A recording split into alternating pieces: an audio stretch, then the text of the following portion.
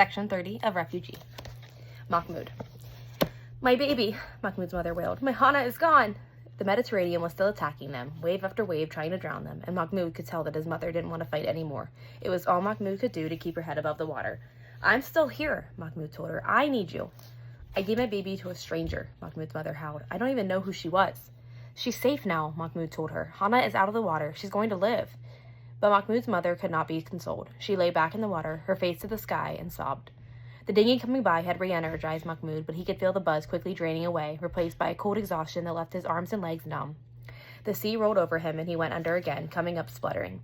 He could not keep himself and his mother afloat, not for long. They were going to die here.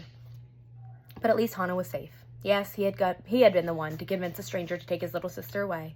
And yes, his mother might never forgive herself for letting Hana go, but at least neither of them would have to live long with their regret. The rain began again, and the awful, pelting, deadening rain, and it felt to Mahmoud like Allah was crying for them, with them. They were drowning in tears. Under the sweeping wash of rain, Mahmoud heard something like a drum beat. Water on something that was not water. He searched the rising and falling waves until he saw it, the backside of a life jacket still strapped to a man who floated face down in the water.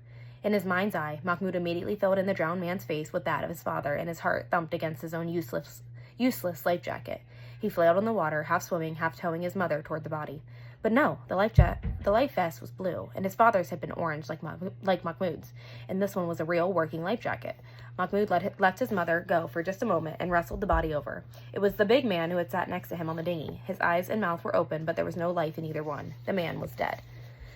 It wasn't the first dead body that Mahmoud had seen, not after 4 years of civil war, with his hometown right in the center of the fighting. A man had been killed right next to him in his family's car, he realized with a start. How long ago had that been? Days? Weeks? Seemed like a lifetime ago. But no matter how many times he saw death, it never stopped being horrifying. Mahmoud shuddered and recoiled. But if the man was dead, that meant that he didn't need his life jacket. Mahmoud fought down his fear and fumbled with the straps on his dead man's jacket. Mahmoud's fingers moved, but he couldn't feel them. His hands were like blocks of ice. He only knew he was touching the straps because he could see it happening.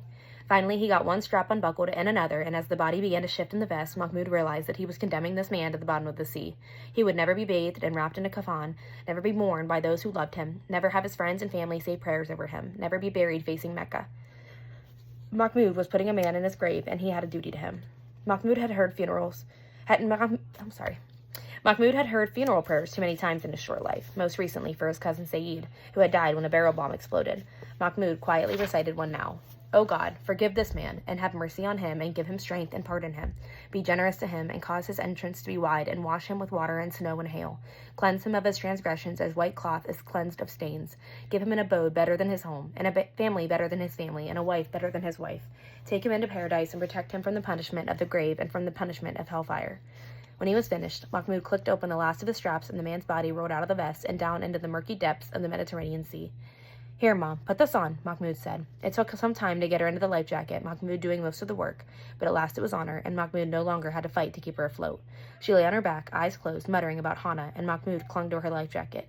He still had to kick his legs to not pull them both under, but not nearly so much.